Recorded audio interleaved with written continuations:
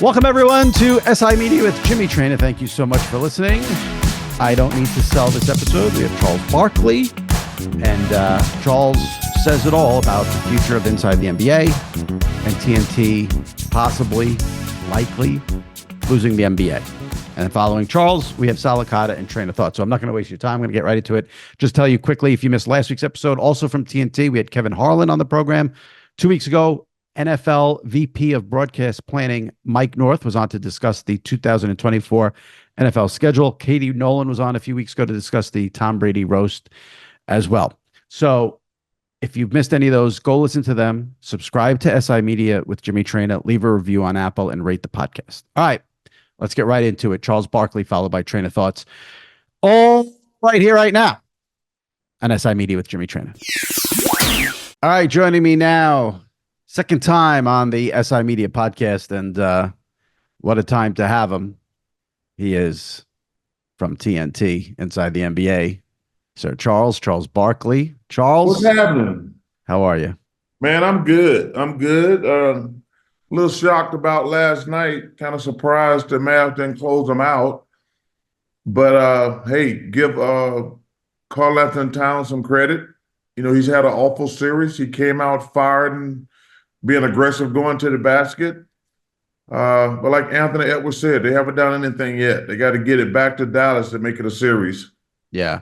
It does always seem like in these 4 games, in these 7-game series, you know, teams down 3-0, they never really come back. But if you could at least get it to 3-2, then you make it interesting. It's that game 5 that at least you can, you know, if Dallas goes out there Thursday and thumps them, then, you know, who cares that they won last night? True. So I think Minnesota's going to win tomorrow. I mean, I think they're going to be fired up, ready to go. And then Dallas better win game 6 because they're not going to go back to Minnesota and win game 7. I mean, that's what we want as sports fan. We want that game 7. There'd be nothing better than to see it play it out that way. So hopefully, you know, the Timberwolves give us a couple of more wins here and at least make things. I mean, you know, for the NBA to be in that situation where if Dallas would have won on Tuesday night, the layoff would have been incredible with the 2 sweeps. It's amazing they can't change that if that scenario would have played out. Yeah, it would have been a bad scenario. I mean, you'd have had over a week with no basketball. Yeah. And also, I think it would have been very difficult for the teams because, you know, how hard do you practice worry about getting somebody hurt? That to me was something I would be concerned with, because you got to play hard and work on your condition and scrimmaging. But the last thing you want, you know, Celtics already, you know, them getting Porzingis back is really going to be huge for them. But like I say, the good thing we got to, I really think Minnesota's going to win tomorrow. And like I say, it's going to be some tremendous pressure on Dallas to wrap that thing up in game 6. You know, I was going to ask you, it's so funny. I'm sure everyone listening right now is like, where's the Inside the NBA TNT stuff? We'll get to it, but let's get this out of the way. Because let me tell you something. That's going to be the easiest question you ever asked. Exactly. Yeah. But if it's Minnesota, Boston, I think it's a fascinating series in that all the pressure will be on the Celtics. The Timberwolves won't have any pressure because the Celtics, with this unit, with the Tatum and the Brown, they're trying to get over that hump finally. And if it's Minnesota will have no pressure, which I think will make it fascinating. If it's Dallas, Boston, who would you say has more pressure? The Celtics to finally get over the hump with this team, or Kyrie to get that ring that he hasn't been able to get since he left LeBron? No, all the pressure's on the Celtics no matter who they play. Okay. You know, they've been in the conference finals, I think, 5 out of the last 6 years into the finals once. All the, you know, last year blowing up, being the number 1 seed. You know, all the pressure is on the Celtics, no matter who they play. Right. I mean, because, you know, you can't keep knocking on the door. They went out and got Drew Holiday and Porzingis. You know, they've done everything possible but win the championship. So regardless of who they play, all the pressure is on the Celtics. I thought maybe Kyrie, I feel like he might need that title without LeBron since he decided to leave LeBron. And then obviously terrible tenure in Boston, terrible tenure in Brooklyn. He's sort of on this little bit of a redemption here. He's behaved with the Dallas Mavericks. He's played well. So I guess, yeah, I guess the pressure, it wouldn't be as much pressure on him as Boston, but I do feel like uh, Kyrie does, to sort of cement a legacy, would probably have to get one more, right, without LeBron, or you think it's No, I think, irrelevant? the way it works most of the time, you get one, you're kind of a made man. I think it'd be a tremendous amount of pressure if you want to look like that on Luka, because he's been Mhm. a great, great player for a long time, and this is obviously his best chance, probably his best chance of winning. Yeah. I Yeah. mean, so because I guess I look at the difference in that Luca hasn't bounced around in a million places and had couple of flops like Kyrie had. yeah, That's yeah, yeah, 100% correct. yeah, yeah. But like I say, man, what the way this thing works is you get one, you kind of a made man, and you're kind of like in the mob. You're like, I'm Yeah. once you win one. Yeah. Once you're in, that's it. Yeah, All right. I have a bunch of general questions I want to ask you. I don't want to just do the entire TNT thing, but obviously we have to do it. I want to start with this. Have you been surprised at all by the response? Because sports fans, I mean, if anyone didn't think the show was important beforehand, they clearly know it now. And I think what's become clear is how important Inside the NBA is to a lot of fans. Has any of the response, the overwhelming response to the show possibly ending, been at all a surprise to you? it's been amazing. Somebody said there's a petition out now, but just in my everyday life, people just walking up to all of us, to be honest with you, especially like we're traveling now, because normally we're in the studio, we only travel for the conference finals. So being in Minnesota for 4 days, being in Dallas for 4 days, like the response has been incredible. So I mean, obviously we are very proud of what we accomplished. For me, 24, Kenny 27, Ernie 32, and I think Shaq is either 12 or 13, somewhere in there. But it's been incredible. But the one thing that sucks, we don't know anything. And it's getting a little frustrating with all the rumors and things like that. Like 3 weeks ago, we got like, it's done, we've lost it. And we're like, what? And then, no, it's not.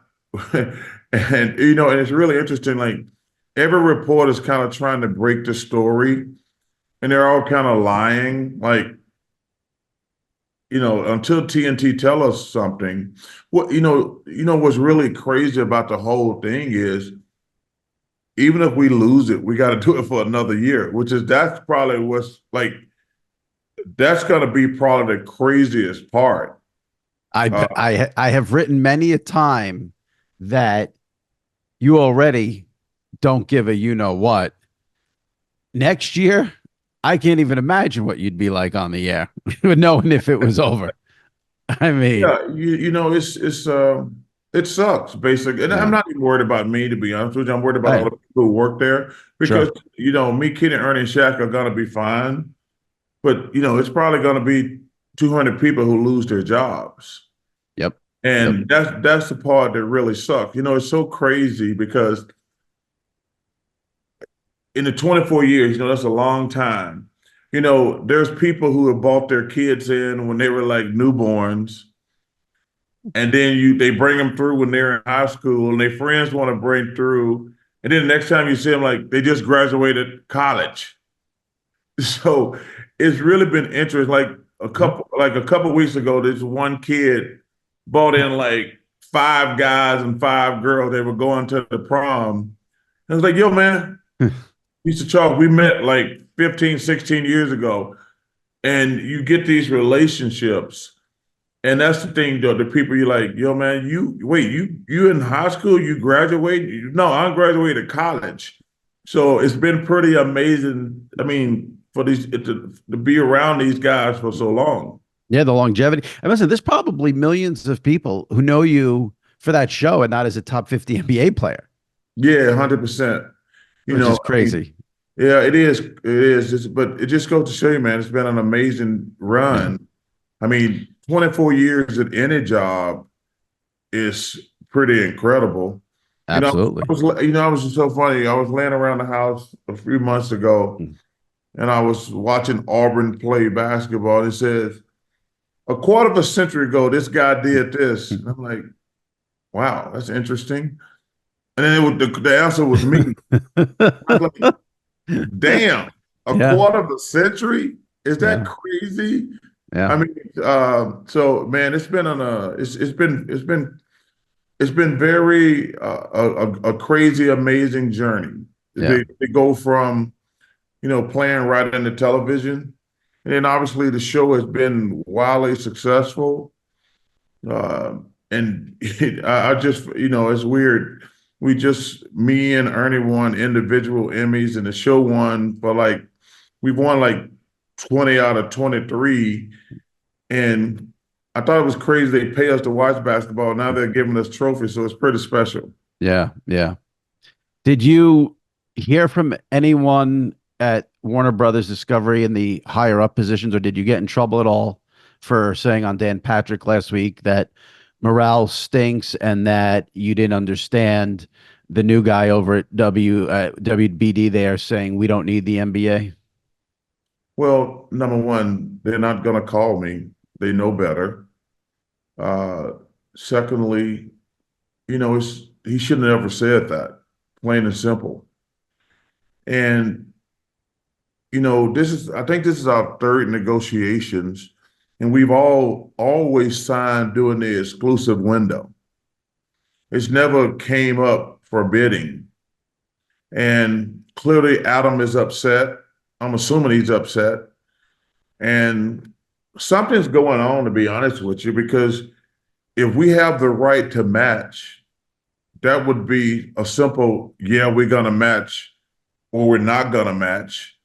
So that's the thing probably got us disturbed the most. If we have the right to match it, you either say, yeah, we're going to match it or we're not. Yeah. But Well, I guess the question is the definition of the match, because you hear match and you think, okay, well, if NBC is offering 2 point whatever billion, then Turner offers 2 point whatever billion and it's match. But I guess the question is, well, NBC is offering games on network television, whereas TNT can't offer that, and then it's not a true match. I guess there's some legal things there yeah, about what exactly is a match. yeah. I mean, I don't know all the legalities, Yeah. but Yeah. like I say, I think we're kind of surprised that we've never, like I say, the last times we've done it, the last couple, maybe even three, I can't remember. It never came up for bid. It was Right. always signed during the exclusive window. So it's just, and first of all, I think they've done a really shitty job of keeping us abreast. Like, yo, and just say, hey, guys, we're in the middle of negotiations. It's 50-50. Just say something. I mean, we have not discussed it. And not even just for me, the people who work there, because the people who work there, they're the ones on pins and needles. Yeah, But absolutely. just say something. Um, just say something to let the people be able to breathe a little bit. I mean, because I can't imagine having a family and bills, because, realistically, probably got to start looking for another job. I don't think you're going to wait a year and get fired, because, Right. jobs are going to be scarce. And if you're going to get fired at the end of next year, I'm pretty sure, especially we got some really talented people, I'm pretty sure some of these networks are going to be poaching them. Absolutely. Yeah. Absolutely. Yeah. Uh, do do you have that, like, your relationship with Adam Silver? Like, can you call him and just say, like, Adam, what the hell's going on here? What, give me a lowdown. What, can you do that, or that's not for you to do? I love Adam. I got a Yeah. lot of love and respect for him. I could do that, but I don't think it's my place, Hmm. because we have to remember Adam works for the owners and the players. He's got to do, and I'll always tell the players when they get mad, I say, yo, man, he's running a business. He's trying to do what's best for the owners, and he's trying to do what's best for the players. And he's always in a lose-win situation, can't make everybody happy. But in this situation, he's got to do what's best for the owners and the players. And like I say, man, it's it's funny. I'm around Ernie and Shaq right now and Kenny every day now. Like normally we just show up at the studio. Now we bumping each other at the hotel and walking around. It's like, yo, man, I've been asked 20 times today, what's going on with the deal? We're like, Right. we don't know anything. And Right. Right. that goes back to my original point earlier. Like, yo, just call me and say, hey, you know what? It's going good. It's not going good. Kiss my ass or something. Say if they call and just say kiss my ass, I feel better about that than hearing. Right. Right. Yeah, Right. So you have no relationship at all with David Zaslav, I guess. none. I met him twice. I met him twice. I saw him last week at the upfronts. He said hello, and that was it. So in that spot, you don't want to say to him what's going on with the NBA. Well, I thought he should have said something to us when he had us Yeah. there, to be honest with you, but he didn't. Yeah. And I'm like, there was crowds around, so I didn't want to make a scene, but I thought he should have said something. Yeah. For sure. Um, And I've been fighting people on this because I get asked as someone who covers media. I keep getting, I get a lot of all day long. I get, well, won't those four guys just go to NBC? Won't those four guys just go to Amazon? And I know you told Dan Patrick last week you thought about with your production company bringing those guys over. And my take on that, and I mean, no, there's no one better than you to answer this. Is I think even if the four of you stayed together somewhere else, the show's not going to be the same because of the people behind the scenes. You need those behind. Yes, you can go to Amazon or NBC. You'll be funny. You'll bust Shaq's balls. Ernie's great. That's all going to, but it won't be the same if the entire crew, and also I've said, like, you guys, there are nights you guys are on till 1:30 in the morning here on the East Coast. You're on Yeah. NBC. They're going to say, oh, we got to go to the local news and Jimmy Fallon. And maybe they'll throw you guys on Peacock, which would be gross. So it's not going to be the same. That's my take on it. I'd love to hear what you have to say about that. Well, number one, it's obviously all hypothetical. Yeah. I don't know what Ernie would do.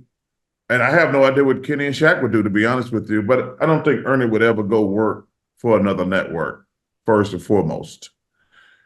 Uh, and that's the interesting thing about, like, nobody has zero idea what's going to happen going forward. With ESPN, Amazon, NBC, or Fairless TNT.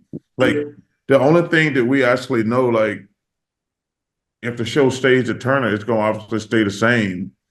But we have no idea what Amazon or NBC wants to do. We have no idea where they would want to do the show from. But I don't think Ernie would ever leave Turner. And I can say I can't speak because the weird thing about it, we decided, like, we don't know what would happen to the show if we lose it, but it really doesn't do us any good to try to make any plans until we lose the package or hear something. Yeah. So and I think the limbo is probably the weirdest dynamic of the whole thing. Sure. We can't even have an honest discussion like, hey, would you go to here? Would you go to here? Right. We're like, you know what? Let's just wait. Because and that goes back to my original point. None of this shit means anything because we still got to work together for another year. Right. Right. Yeah. So that's the thing. Like, it doesn't do us any good. Hey, would you guys go to Amazon? Hey, would you guys go to NBC? Would you guys go to ESPN? I'm like, dude, we got another year to be together. So worrying about something that's a year and a half away is really just kind of stupid. Well, hopefully they don't. Hopefully, if they lose it, and you're supposed to be on another year, you stay on another year, and they don't throw you off because you do these interviews. Because I know the New York Times had a piece today where you talked to someone from the Times, and Ernie and Kenny were nervous. They didn't want you talking. You're talking to me. I hope you don't get in trouble, but I feel like you don't give a shit. No. First of all, I don't even understand. I can talk to anybody, but I'm not gonna say anything that nobody knows. There's nobody like, I don't know shit. It's frustrating not knowing shit. Like I say, they could have. I give you an example. me and Gayle King are really pissed right now because, they said King Charles was canceled. I said, well, first of all, they've never said we were canceled. We were only supposed to do a limited run because I had to get back to my NBA job. Right, right. And they haven't even had the common courtesy to say, then all the headlines, King Charles canceled, King Charles canceled. And me and Gayle talk all the time. They're like, hey, have they told you we were canceled? I'm like, no. Like, You have not heard one word from one CNN executive. Nada, no. Well, why did it come out that it was canceled? That's my point. We read all the headlines. And like I say, I could care less, to be honest with you, but they never called and said, hey, yo, the show wasn't canceled or it was canceled. That'll work too. But we had like I say, during the playoffs, I work every day. Right. We had already decided with the CNN, whatever, y'all gonna do a small little window of shows, then Charles is gonna have to get back to the playoffs. Right. And then I'm reading the newspaper just like you are, King Charles is canceled. And me and Gayle just started laughing, like, we got canceled? Like, they haven't called me. Maybe when the playoffs are over, they'll call you and be like, all right, you and Gayle ready to do a show? Well, they could have, listen, like I say, if they cancel the show, it's their prerogative. But you would at least have the common courtesy, in my opinion. Absolutely. So like, hey, Gayle, Charles, because like I say, we were already only going to do a small amount of shows because me and Gayle joke around time. We both had to get back to our real jobs, but did not even have the common courtesy to say, hey, the show's canceled.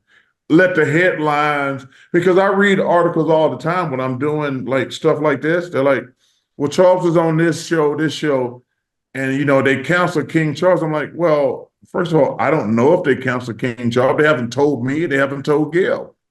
That's wild. That's wild. I mean, listen, I think,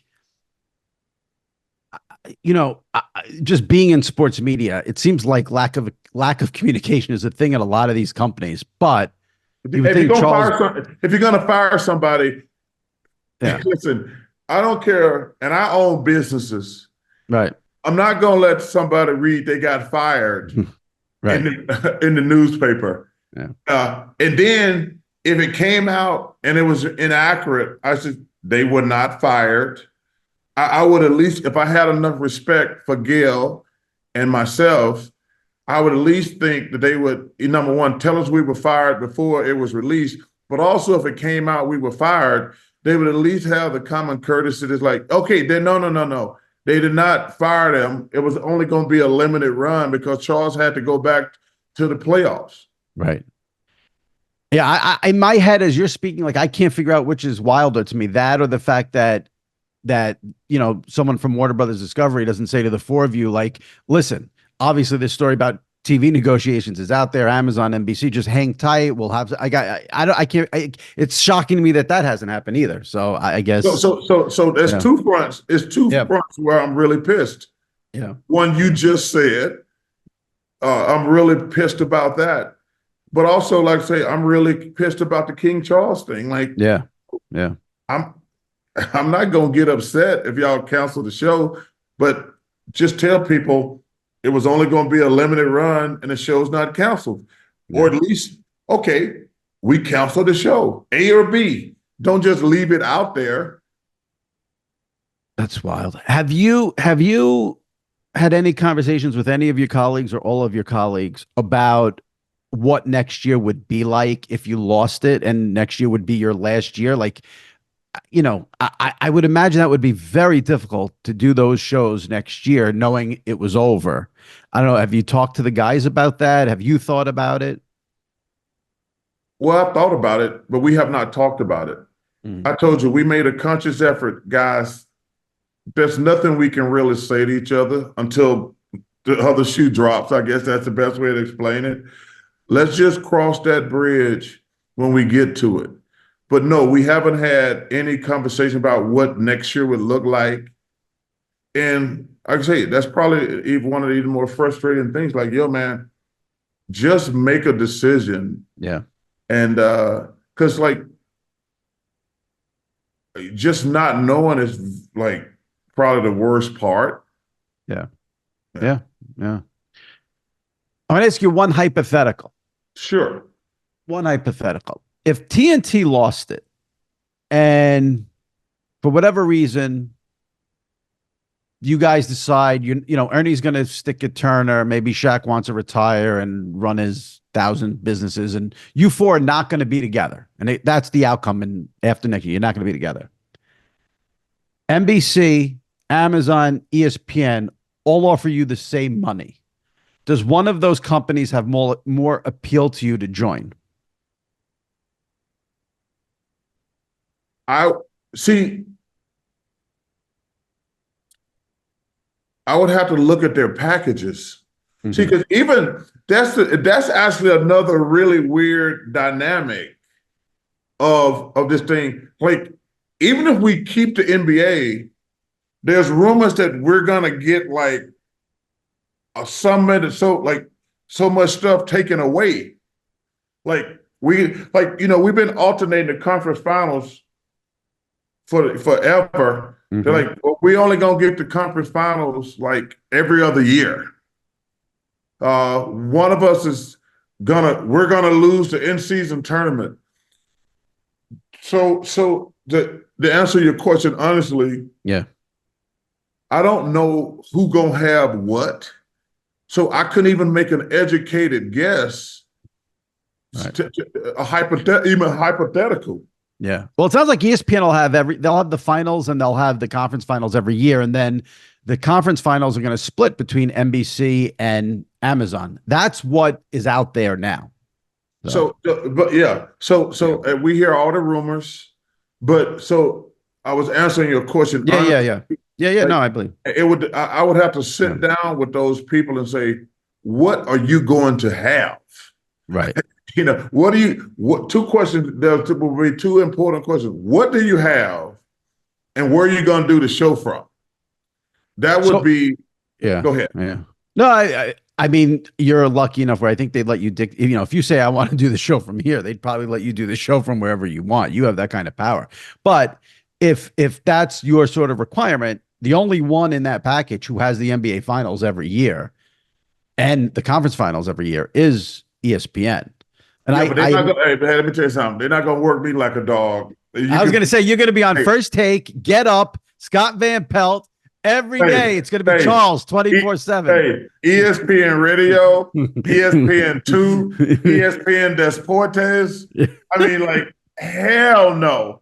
So as much as I love ESPN, yeah, dude, I just turned 61. Yeah. The notion that I'm going to be working like a dog into my mid-60s, that's definitely not going to happen. So I got to sit back. Like I say, this thing is so wacky. I mean, like, if we just lost it and everything was gone, but to have that year. Yeah. Like, that's why then, like I say, I can't even think about, the hypothetical question you asked me, like, dude, what y'all got? What do you got? That's what's going to be. I mean, for you, especially in that year, if it plays out the way we expect it to play out, unfortunately, the bidding war for you is going to be over. It's going to be a year of those companies bidding for you. That's what's going to happen. I mean, there's no doubt about that. Yeah, but the money, listen, the money would not even raise my thing, to be honest with you. It just really would depend on schedule. Yeah. Well, if ESPN wants Charles, less shows, don't offer more shows. That's not going to get you. Don't say we'll put you on Get Up and McAfee and Stephen A. You'll be arguing with Stephen A. every day on ESPN. Hey, first of all, less is more. And I'm not a morning person. Right. So that's definitely like, yeah, I'm not getting up early in the morning because I live in Arizona. I have to get up at like 5, 6 in the morning. I'm like, hell no, I'm not doing that. Yeah. No, hell no. have you thought about what you think the connection is the NBA fans would have with the four of you? I feel like there's certain things in sport. I think it's a sports thing in a way. There's certain things in sports that sports fans, we've seen it here, and I want to ask you about Bill Walton, universally loved. We had it with Vince Scully. There's certain people in sports that everybody just loves. Your show is there. Have you thought about what that connection is all about? Yeah, I always said, no, I don't think people understand. I mean, you do because it's your job. Yeah. So we're on from 7 to 2 in the morning. First of all, you hope you get two great games, first and foremost. But if you get one shitty game, it's a long night. If you get two shitty games, it's like a really long night. So we always let the game play out. We hope it's a great game because the game is always the most important thing. But the second thing is when it's a shit game one or a shit game two or both shitty, we just try to make sure people have fun. Yeah. Because, like I say, from 7 to 2 is a long time. And people don't want to watch crappy, shitty basketball from 7 to 2 in the morning. And they don't want to be hit over the head like, see how they run the pick and roll. They're jumping it. They're hedging. They're doubling it. Nobody wants that. I think we found a great mixture. Like, hey, if you want to talk about serious basketball, we can do that. But the most important thing, we want you to have fun watching basketball. That to me is the simplicity of the show. Yeah. I mentioned Bill Walton. I want to know what kind of relationship you have with Bill. But when the news came of Bill passing, I thought of you a lot because I thought about how Bill, like yourself, are guys that do it your way.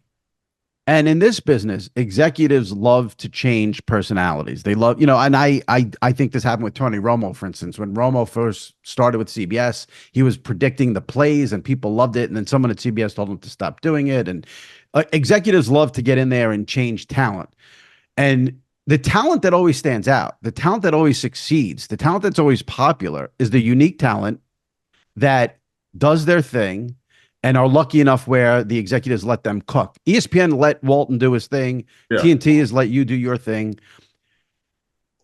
Why do you think networks don't get it? And when they have a personality, just let that personality cook. Why do they always have to try? Like you, I feel like you and Walton are the two at the top that the executives couldn't mess with you guys. Well, number one, thank you. Listen, man, I said this earlier. Man, people should watch sports to have fun. I want people when they watch our show like, yo, man, this is what it's like when I'm with my friends enjoying. We got some beers going. They're going to make me laugh. We're going to talk serious. I think Bill did the same thing. But I always say to myself, I'm trying to relate to the guy sitting at home. If he's got a wife sitting next to him, she don't want to be like, she have no idea what a pick and roll is. She don't know what a flare screen is. But if they're going to sit there, and especially when you start growing up and your kids like who love basketball, I always am cognizant of like, you know what? Because, I made this joke before publicly. I said the same thing before every show. Guys, it's just basketball. We're not saving the fucking world. Mm-hmm. I said that before every show. I do. Right. I said that before every show. I told that up at the upfronts. The young lady, she says, hey, because it was me, Dale Earnhardt Jr., Wayne Gretzky, and Michael Parsons were all part of our platform. So Taylor Rooks said, Charles, can you give Dale Jr. any advice? And obviously we got all the people from there and everybody. I says, well, Dale, you just have fun. I said the exact same thing before the show. Every show. I said, guys, it's just basketball. We ain't saving the fucking world. I said it before every single show. Yeah. And I truly believe that. It's just basketball. Yeah. Yeah.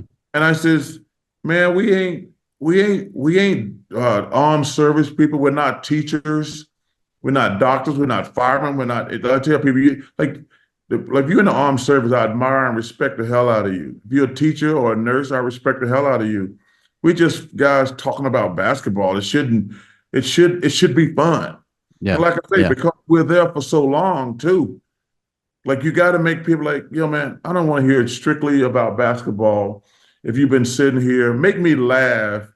If I've been watching basketball since 7 o'clock at night, around 9:30, make me laugh. Say something funny. Say something stupid. Do something funny. Do something stupid. That's what my goal is every time. Yeah. Well, obviously there's issues with this current boss with the new, but I guess over the years, I guess you've been left alone to do your thing. So those people deserve credit. Whoever for bosses to leave people alone is a big deal. So if those bosses up, these 25 years you've been on, they've left you alone, they deserve credit for that. I mean, even, I think about TNT with their hockey, they have Biz Nasty, Paul Bissonnette. That's a guy like, don't ever try to change that guy. Let that Yeah. guy, let him cook. He's hysterically funny, but a lot of networks want to change people. And, it's so bizarre to Well, me. well, because I think a lot of time, it's kind of like when I'm shooting commercials, Hmm. the people there, I learned this from Sam Jackson, who's the best that I've ever worked with as far as working in that field. Yeah. Like he's just because like sometimes they'll write commercials and they're like written by really, really smart people who have no sense of humor. And Sam's like, hey, I'm gonna change this to make it funny. And they still keep the outline Hmm. of the commercial, but he's like, you want to make people laugh when you shoot a commercial. Right. And I think a lot of times the people who write the commercials, they're really smart, but they don't have a sense of humor. They're trying to sell their product. And I've always believed any commercial I make, I try to make it as funny as possible because if you're yelling and screaming and trying to just sell a product, I don't think that gets people attention. Like when I watch a commercial and it's funny, I was like, that's funny. Right. And Yeah. I take that personal, try to make people enjoy basketball because it is Yeah. just basketball. Yeah, exactly. Well, let me talk about Walton. I wanted to know what your relationship was like with Bill, how close you guys were over the We had a years. we had a great relationship. Mm, He is just, and I said this on the show last night. The world was better for having Bill Walton in it, and it's a yep. lot less better that he's gone. He is one of the most charismatic people, pure heart, not an evil bone in his body. Just wanted to be a good person, happy, and like I say, we were not great friends, but every time I was around him, I felt like, yo, this is a good dude. And people forget, man, he was a hell of a basketball player. One thing that I noticed the last few days, old highlights, he's with the Trailblazers. Hmm. Yeah. Man, that guy could really jump.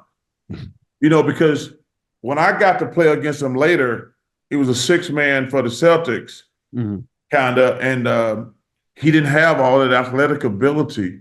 When I went back the last few days, they showing all these highlights. He's like dunking on everybody. Yeah. I mean, he's shooting that little jumper. He's on the. I was like, damn, I forgot Bill. I mean, because it was so long, I forget he was dunking like that. Yeah. But they Yeah. showed a couple of highlights when they played the 76ers. When he was dunking on Dr. J and George McGinnis and those guys. I'm like, wow. Because obviously all the injuries took their toll on him. Because even when he came back later, he was still good enough to be the sixth man of the year a couple of times, I think. Right. Right. But I hope people got an opportunity to go back and see like what he was with Portland and UCLA. So, but the world is not as good as it was because Bill Walton was a pure man, a pure heart. Absolutely. Yeah. Absolutely. The reaction's been unbelievable. Really. I was even taken He's aback. kind of like, you know what? He's kind of like Ernie Johnson. Yeah. Yeah. What I mean by that is everybody likes Ernie Johnson. Right. Right. Everybody likes Bill Walton. That's probably the best way I can explain it. Everybody likes Ernie Johnson because Jimmy, I have so many people in my everyday life. Yo, man, is Ernie Johnson as good as dudes he seen? I'm like, dude, Ernie's the best dude you ever gonna meet. He's the best dude you ever gonna meet. And it's just funny how the same, like, there's nobody don't like Bill Walton. Like, Right. there's nobody who didn't like Bill Walton. Absolutely. Yep. Yeah. Absolutely. I'll wrap up with the inside the NBA stuff. When over the last few weeks, with everyone thinking the show is in jeopardy, everyone's been posting like their favorite moment, their favorite moment. I know you're not a big social media guy, but have you looked at any of that stuff? Have you checked any of that stuff out, or you've stayed away from it? Jimmy, you know what's crazy? We released that documentary last year that was amazing. The crew Yeah. did an amazing job. I was in it.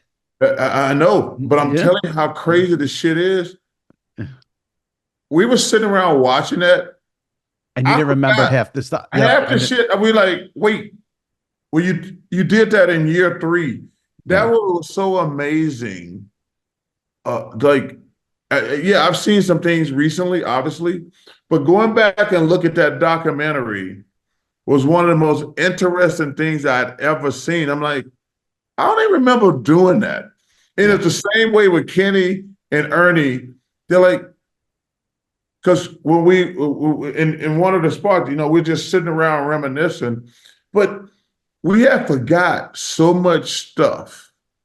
So man, it was incredibly well done by our crew. Actually, no, that's Drew Brees' sister who put that together. Audrey. I didn't know that. Yeah, that's Drew Brees' sister. Okay. And she did a fabulous job, and obviously a lot of other people worked on it. Yeah. But it was really crazy looking back at some of the stuff we had did.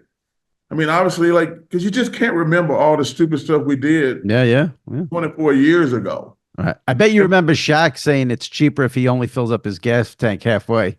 Those two things, that because I actually rewatched that recently because actually somebody posted, please don't take this away from me. Right. That was it. And they played the whole segment about that.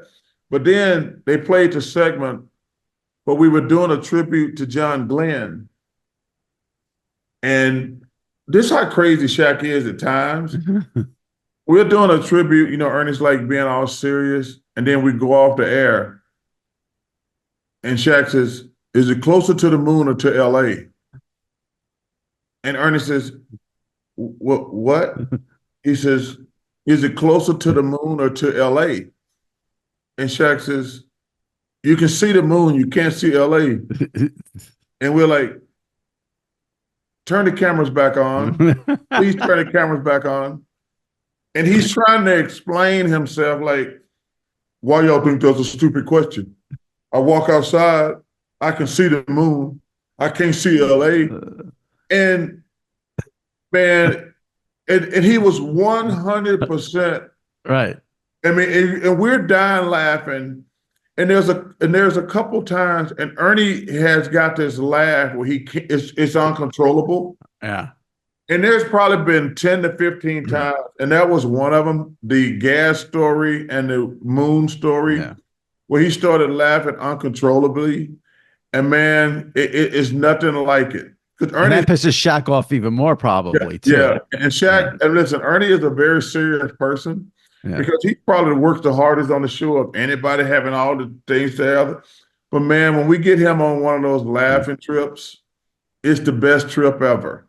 I love the one when Shaq got mad at you for talking too much, and he said it's not supposed to be 1, 2, 1, 1. It's supposed to be 1, 2, 3, 4. He didn't speak to us for 2 days. He was that pissed. He was that pissed. And Ernest said he didn't speak to us for 2 days. I'm not even exaggerating. He did not speak to us for 2 days. The only time he talked is we was on the air. And then he'd go back. And he wouldn't, because normally we sit around together and watch the game in the same room and we shoot the shit the whole time. Right. He was so mad about that. I mean, like he was really furious about that. But, we didn't care. Well, plus he's pissed and you and Kenny are laughing right in his face. Yeah, oh my God. That's the worst thing you can do when someone's pissed. The worst thing you can do to him is laugh at him. That's the worst thing you can do. Yeah.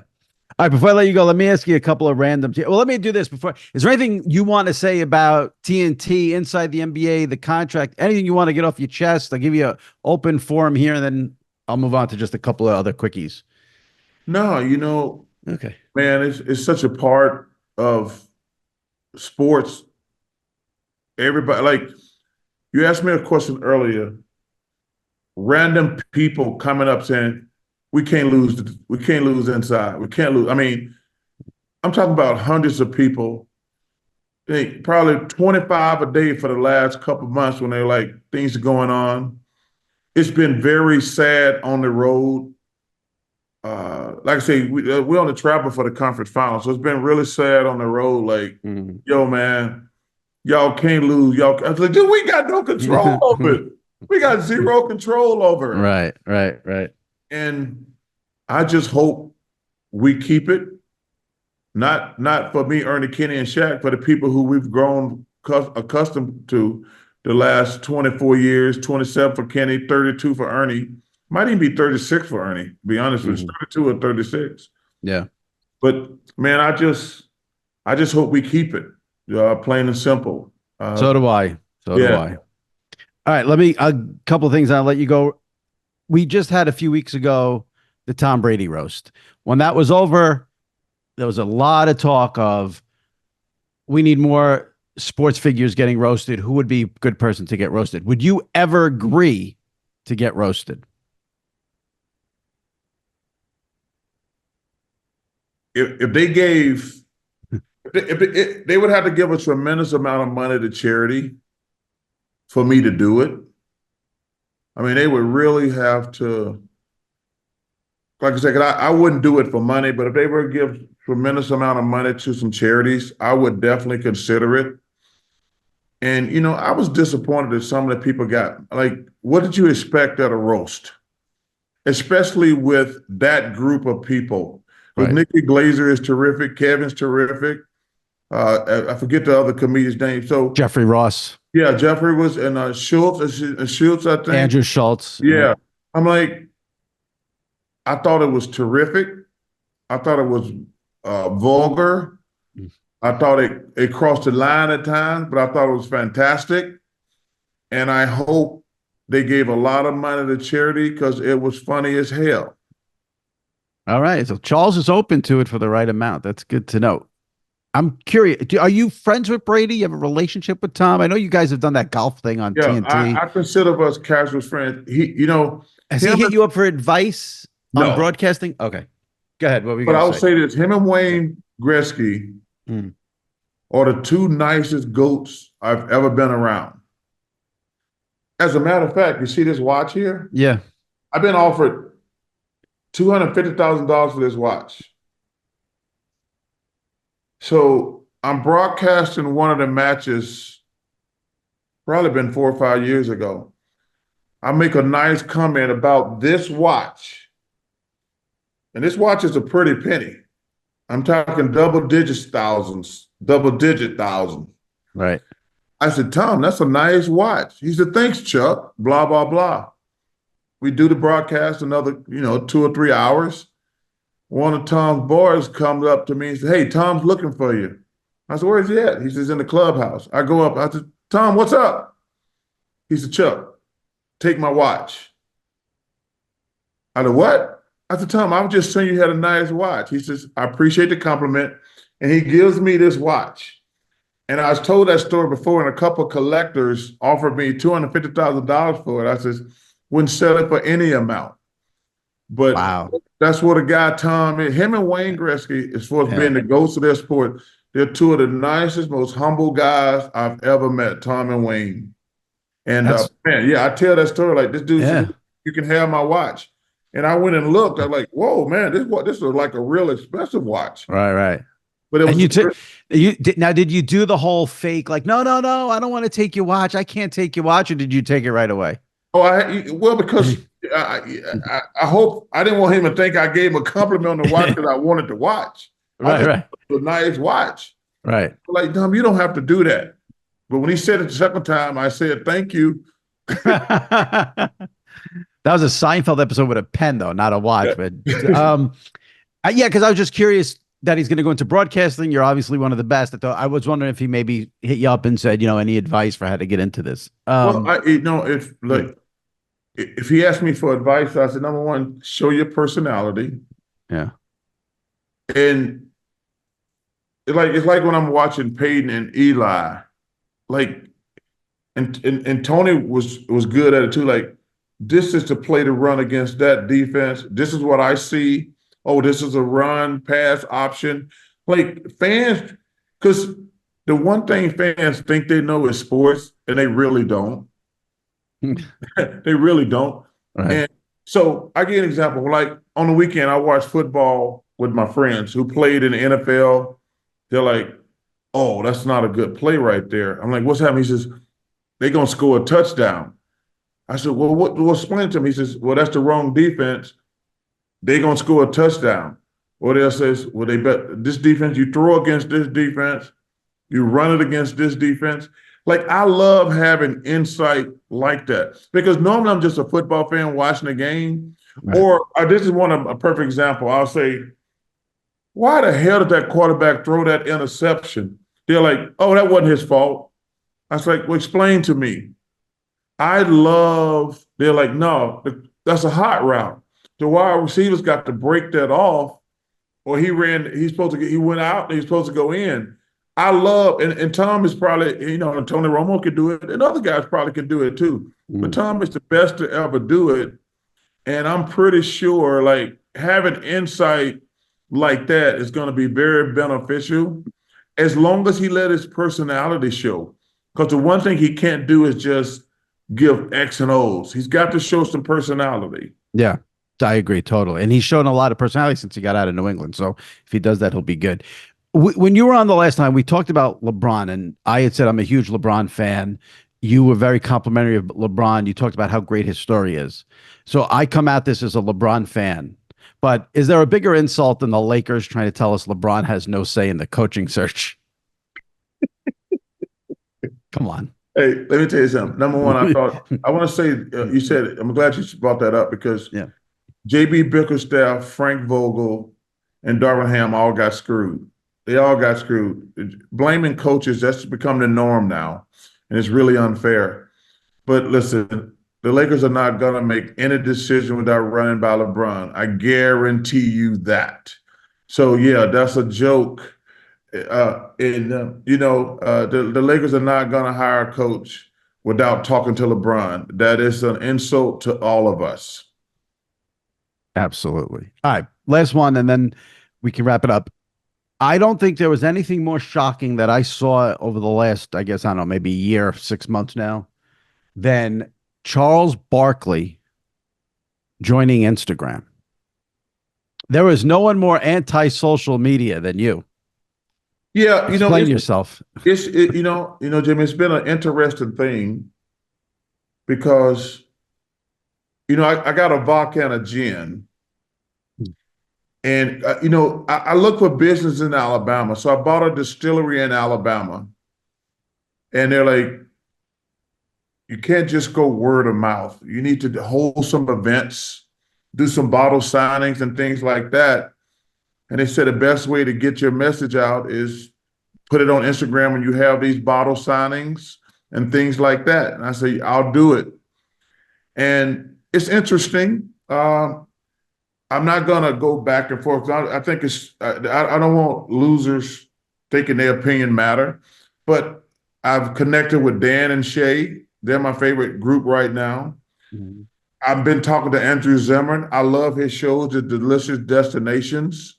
It's been really cool, especially going back and forth to Minnesota, because he sent me a couple of DMs. But Dan and Shay has been really cool. So I've got a chance to say hello to people I really like. Mm-hmm. So that's really cool for me. But we'll never see you on Twitter. No, but because I don't understand. Like, there's never a reason to be an asshole. Mm-hmm. And you don't have to give your fucking opinion on everything. Like, if something happens, you don't have to give your opinion, especially if it's mean or nasty. Like, get a life. Get a life. That's why I did not. Well, like, okay, you don't like me. I get it. Right. Yeah. Why do you have to tell me like it matters? Well, the best of the people who don't like you, but they follow you. That's the best. Yeah. But like, why do you have to make a negative comment Like, okay, you don't like me or you don't like something I said. I get it. But why are you following me? Or why are you taking the time out of your life? Because if you're successful, you should be busy. You don't have time to Yeah. stay on the internet all the time. I didn't even have this written down as a topic, but when you were talking, it just came in my head. Didn't you get shit this week because you came out, defended Caitlin Clark, and then I saw someone from the WNBA. I think I don't pay attention to the WNBA, so maybe I have.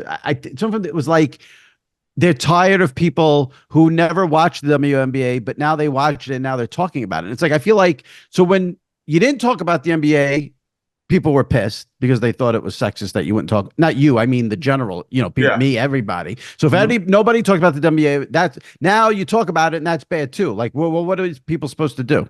Yeah, first of all, I didn't say that there have been a couple girls take shots at her, but I was really talking about media personalities taking shots at Caitlin Clark. Mm-hmm. It's like talk about white privilege, pretty privilege. I'm like, the reason she's getting all these things, she just took two teams to the Final Four. She just set the record for most points ever scored in college.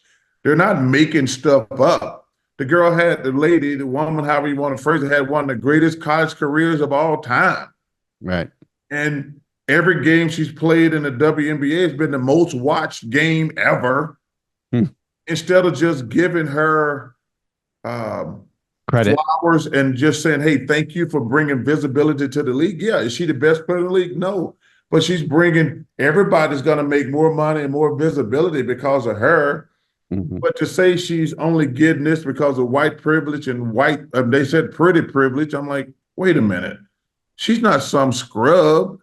I Right. said, she just took two teams to the Final Four, and I don't even know if they were great teams. The year before, she beat a team that was 36-0. Yeah. and Yeah. and I says, how about just giving this young lady her flowers? And is she going to struggle? Probably. All rookie Kobe Bryant struggled.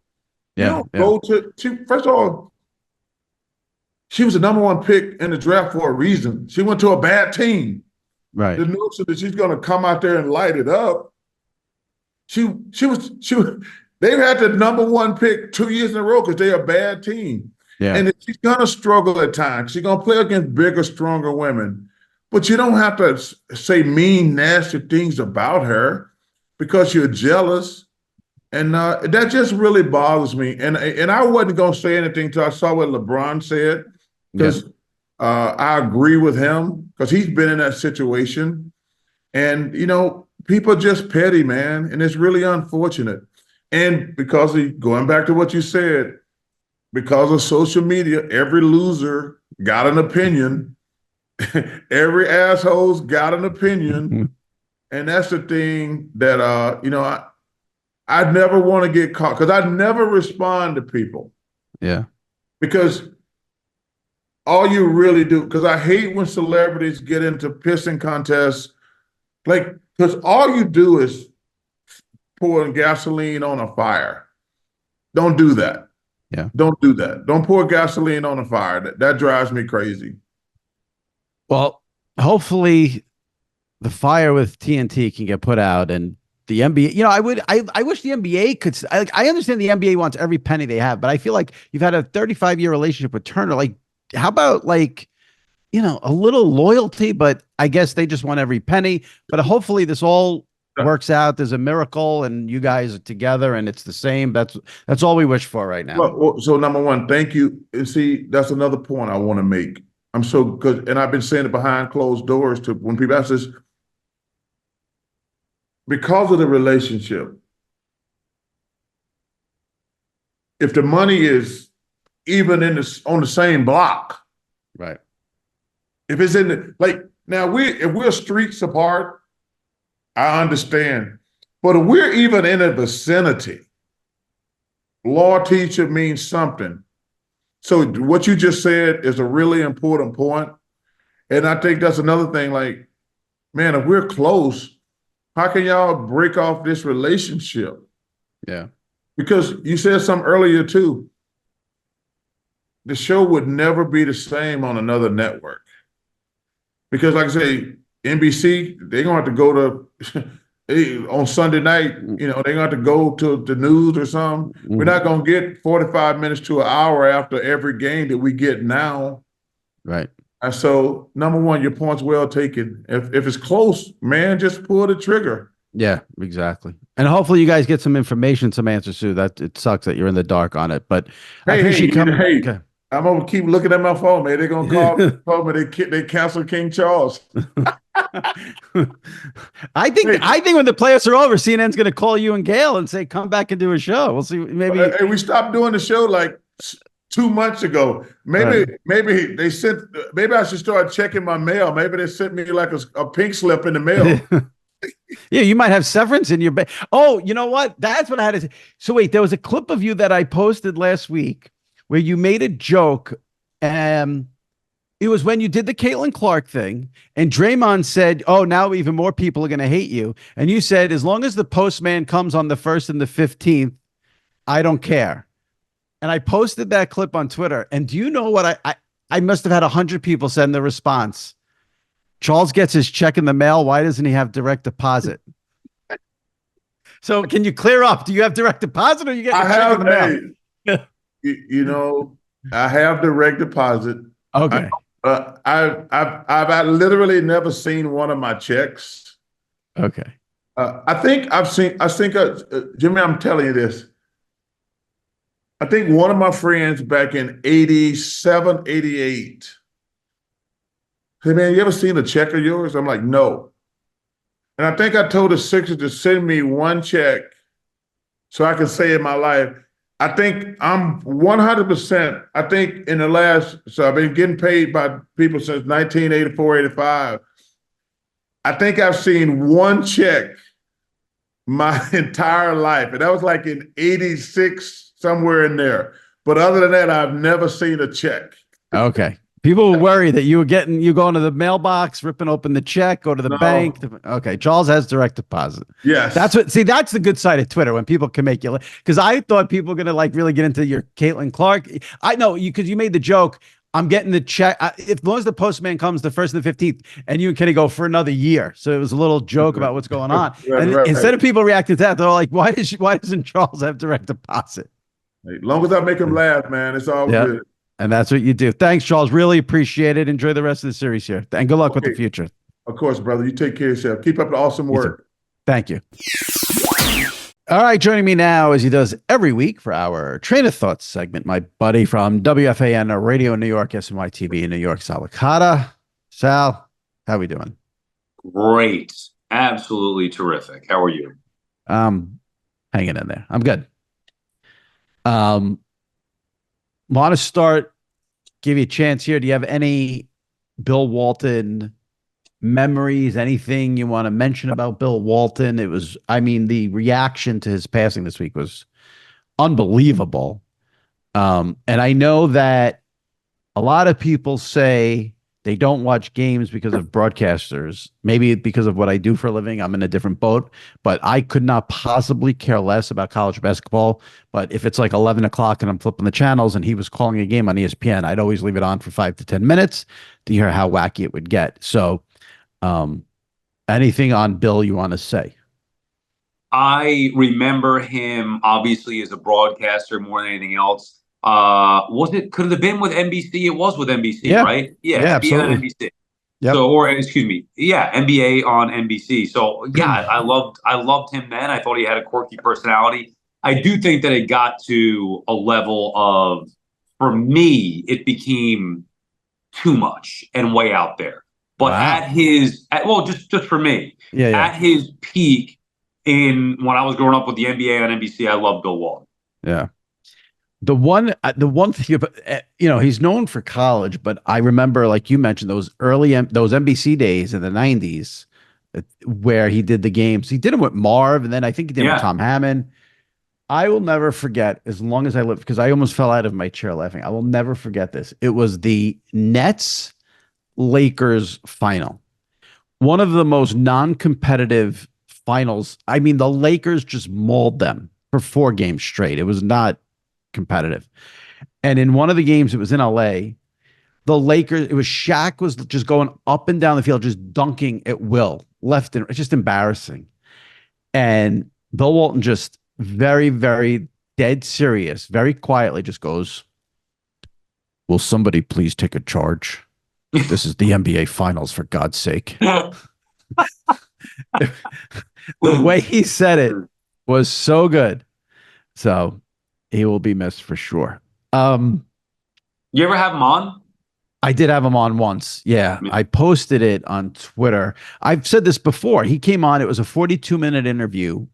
I spoke for 3 minutes. He spoke for 39. And I'm not lying. That's how it should be. Yeah. I remember when it was over, and this was 2019, so it wasn't nearly as, I don't want to use the word polished, but I'm a lot better now. And I just remember, I was like, when it was over, it was like I didn't know what was going on. It was like I didn't ask any questions. Like he just kept going. So it was great. It was an experience. I wanted to ask you about Angel Hernandez. Okay. Do you there's now, like, I see this, like, people like, oh, he's getting beat up too much. People are too mean to him.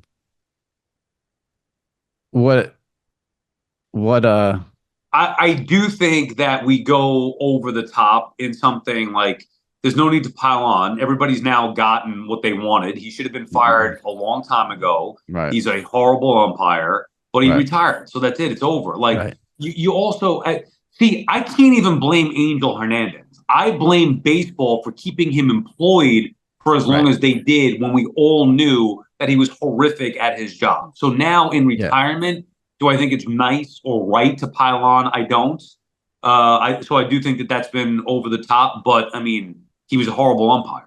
So it is interesting to me that, like, it happened now. You know, I had to mute a bunch of people on Twitter this week because I had tweeted, like, because, you know, Passan put out the story like, oh, I can confirm he's retiring, blah, blah, blah. And I'm like, okay, but no one actually, like, baseball clearly fired him.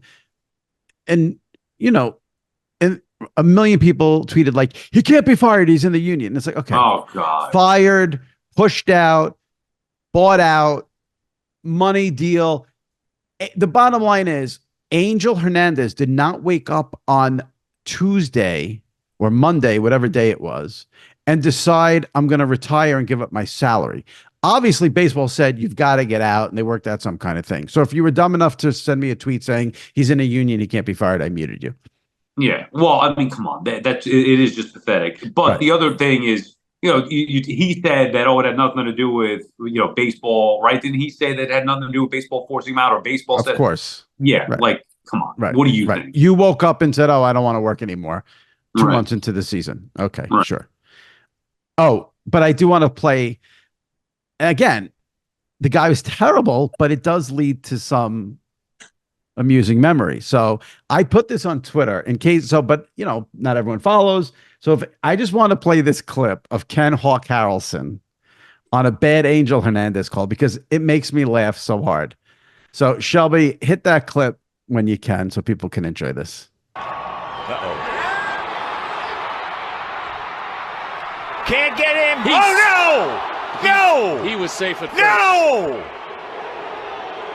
No! Well, Angel Hernandez blew the call, and the infield being back should have cost him the game. It didn't.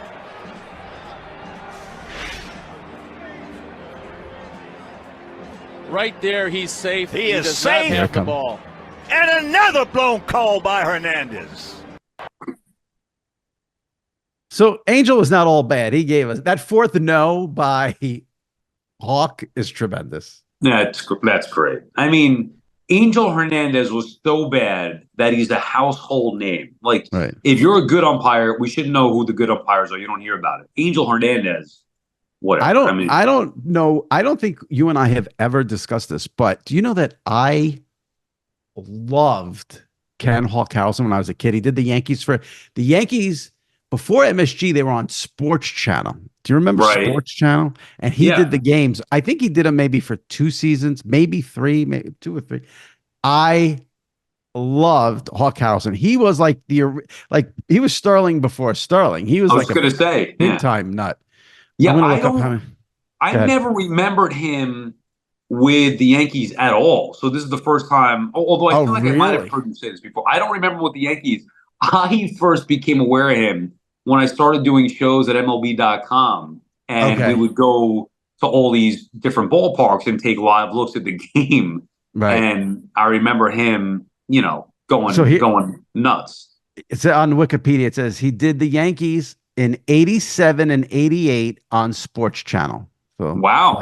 my terrible memory was pretty good there. And so I his home run call, you can put on the ball. Yes. Oh, I loved Hawk Harrelson when he did the Yankees. Wow. Yep. That's like, you know, that was like Don Mattingly days, you know. He does the he gone too, right? He gone. Oh yeah, yeah, he gone. Yep. All right. Clark Harrelson, come on. Are you into it all? I don't think this is your wheelhouse, but are you into all of this craziness about Dove Kleinman? I'm not into it. I'm intrigued by it. I have a okay, good. Then we can get into it. Okay. Yeah, I have a hard time taking social media seriously to begin with. And then when you get an account like that, who is not even a real person, who's aggregating stuff, I get, and becomes a massive social media presence, I just don't understand it. Is he real? Have we figured this out? Where are we at? Well, there's a big twist now. There's a big twist. So, okay. So Dove Kleinman puts out the tweet on Monday that 70-year-old Mark Davis, owner of the Raiders, got this very attractive 26-year-old blonde pregnant. Okay. I could read you the exact verbiage of the tweet because it was pretty ridiculous. It says here, the tweet said, "Congrats. 26-year-old Hayden Hopkins, girlfriend of Raiders owner Mark Davis, 70, is pregnant. Happy for the power couple." Okay. Then this woman, Hayden Hopkins, goes on Twitter a few hours later, puts out a statement that they're friends and she's pregnant and her and Joey are going to have a baby. Then it comes out hours later that the Joey, who's the father, is Joey Gallo in Major League Baseball. But that's a whole sideshow. We can discuss it another time. Okay. The point is, I don't know where Dove Kleinman got that information to say, you know, I guess he assumed because she was in a suite at a Raiders game with Mark Davis. So he assumed because she was in a suite, they were dating, and then she announced she was pregnant, and then he says, "Oh, it's Mark Davis." Pretty responsible reporting right there. From Took a sip of water. Bad podcast hosting right there. So now, the first outlet to do it, I believe, was Barstool, and a writer at Barstool figured out that about, I think in December, it appeared that the tweets from Dove Kleinman were in a much different tone. Like that tweet I just read is not usually a Dove Kleinman tweet. Usually what he just does is take a Schefter or Ian Rappaport report and just tweets it out. Like, you know, Aaron Rodgers gets traded to the Jets via Adam Schefter, or, you know, Tom Brady retires. Like those usually what the tweets are. This here with power couple, it seemed off. And they did some investigating. It turns out that the real Dove Kleinman, who we didn't even know if he was real, but whoever the real Dove Kleinman account was, sold his Twitter account. And this is how sick this world is and how awful Twitter is. So when Elon Musk took over Twitter, and then he did it where, like, if you buy the blue check mark, then you can make money off of tweets. So I didn't know this is a thing. So basically, this person bought the Dove Kleinman account so that person can then make money off of it by just getting as much engagement as possible. Without being a responsible reporter. Yeah. Well, yeah, he doesn't have to be. He just needs to get people to hit the like button and the retweet button. Right. So what's been the response after this bullshit story? Well, the response is that I'm just looking. So, well, I thought he had more. He's got 289,000 followers. I thought he had more than that. So he ended up deleting the tweet. But, okay, so like here's a perfect example. Like I see, like he posted a video. It's like a compilation of like big hits from the NFL. Like that has 3,000 likes and 645 retweets. So he's probably getting money from Twitter because of that engagement. So like, whereas the old I don't Dove understand. client, How do you get money from? because if you pay for Twitter, like the $12 a month or whatever it is, then you can monetize your tweets. You and I don't pay for it, so we don't know anything about this. Right. Okay. So now people are buying accounts. Right, but should we be? Maybe. It's ad money. Shelby's telling me it's like ad money, basically. Okay. Well, whatever. Yeah, I don't even give a shit enough. Yeah, like if you get a lot of engagement on your tweets, but you have to you have to pay for Twitter each month, then you can make money. If you don't pay for it, you can't make money off of it. But the point is, when it was the old Dove Kleinman account, people had major issues with it. And all that Dove Kleinman account was doing was putting out regular NFL news. Now, this Dove Kleinman account's like going crazy, posting all this crazy stuff. And it's funny. I actually sent the guy a DM a couple of months ago because he posted something on his account from something on this podcast. It was like, I don't remember who it was, but he said like, so-and-so says this via awful announcing. And I said, I direct message him because he follows me. Oh, here it is. I just found it. Any reason why you had tip awful announcing for the Jim Nantz quote when it comes from my podcast? And they didn't write back. So yeah, I don't know if it's a real person or it's certainly not a reputable. Well, now it is a real person because that person's making money off all the tweets. I just don't understand how this works. All these sites that aggregate, like, what are we doing here? How can social media be a reliable news source? Well, my issue is not with Dove Kleinman. My issue is for the people who follow him and then retweet him into my feed every day. Those are the people I have the issue with. Yeah, I think I blocked him or muted him a while ago, so I didn't have that issue. But I'm just saying in general, like, how are we at a point where those sites are becoming popular or whatever, those Twitter accounts? I don't care. It's not like a jealousy thing. I really don't give a fuck. I don't care if I had 0 followers. It does nothing for me. So I know that. Yeah, I could tell you flat out, it's not that. But I just don't understand how, how many times people outside of the business text me shit that they think is actual news. And I'm like, no, that's not real. That's fake. Or AI generated, or, oh my God, did you hear what Anthony Edwards said? Or did you see this? Oh, look at this post on Facebook. And I'm like, no, that's bullshit. Funny you say that's so funny you said that because I stopped by my aunt and uncle's house a few days ago, and my uncle said, "Is it true that Travis Kelce said he wants to be traded from the Chiefs because of the Harrison Butker comments?" Yeah, right. So I'm like, I said, I'm not leaving your house till I know where you saw that. I have to know where you saw that. And you know what his answer was? Facebook. Goddamn motherfucking Facebook. I'm like, I always say I don't respect people who use Facebook. That's why right there. Bingo. Right. So now I got friends that use Facebook that are texting me this. And I'm like, luckily I'm smart enough to know that all of this is bullshit. And if it seems, too good to be true, it is. Like, come on now. Well, listen, this goes into a deeper discussion that I don't want to get into because it ends up tying into politics, but nobody believes anything is real anymore. It's not. Most of it's not. Right. But then when something is real, they go fake news. No one knows what I should rephrase it. Nobody can differentiate between we can because we're in the business, but no one can. Regular people who aren't on Twitter all day like us, they can't differentiate what's real and what's not real. Right. So this is a major problem. No? Of course it is. Where have you been? But you don't pay attention to politics. So that's why you don't. No, it's a major problem. But it's a major problem. Even a problem in the sports landscape. To a certain extent, not as big of a deal. But that stuff is harmless. Yeah, I guess. Well, there's a big difference between someone thinking Travis Kelce wants a trade and someone thinking Hillary Clinton was selling babies out of the back of a pizza place. One is dangerous, one is not. So there's there's a little bit of a difference. So But yeah. The bottom line is, I see what my nieces get all this bad information on TikTok. It's crazy.